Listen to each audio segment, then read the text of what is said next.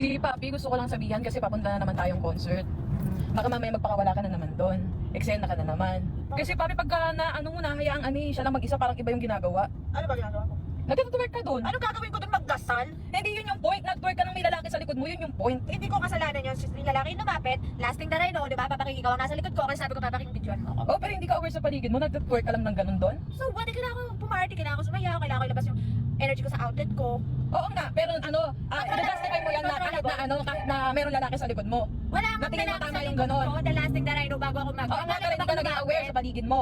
Paano ko magiging aware? Labo ng mata ko. Makikita ko ba yan pag sa harap ako nakatingin sa gilid? So, i-justify mo yung maling nangyari sa'yo dahil lang malabo yung mata mo, hindi i-justify mo ko ano. kasi hindi ko kasalanan yun. Sino may kasalanan? Kami?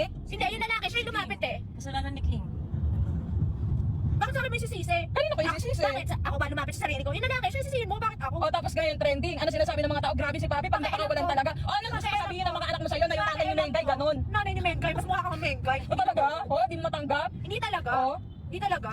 Mas mukha Tatlo yung mga anak mo? Tatlong babae mga anak mo? Tapos nakikita kang so ganun? what? Pag nanay, di ka pwede mag-enjoy. Wala akong sinabing ni pag nanay di ka pwede mag-enjoy. Sinasabi ko pag nanay ka dapat aware ka na. Na ano? Na ano? May asawa kang tao, di ba? And so what? Hindi naman Oh, insecure yung grabe, naririnig mo yung sinasabi mo? Yes, naririnig ko. Hindi ako Grabe. bingi. Hindi ako bingi, naririnig ko. Ang lala mo?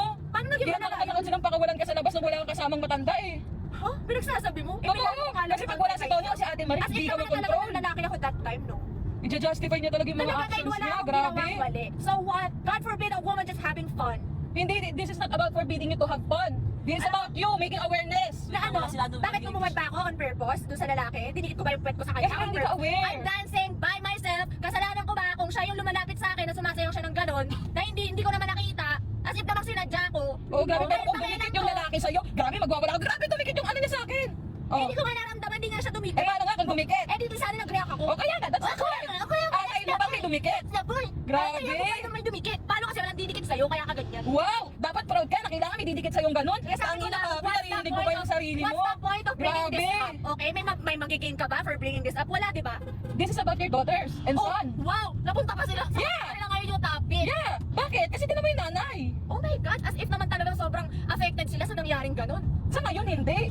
Pero once sa social media, nasa social media. O bakit? Si Tony ba ginanyan mo? Sa paglalabas din ng pwede? Wala na, Andun si di ba? Vince! Andun si Vince! What? Andun ba si Chong? Ano pa kailan mo kung nandun? O wala Oh. si Chong? Di ba? Hindi Andyan ko ang kapatid ma-justify. niya. O ano bang nagawa ng kapatid niya? O ano pa kailan mo kung may nagawa or wala? Wala naman nangyaring Ang masama. hirap maging concern sa'yo pala, no? Hindi concern yan. Ano Animosity. oops? That's f***ing animosity.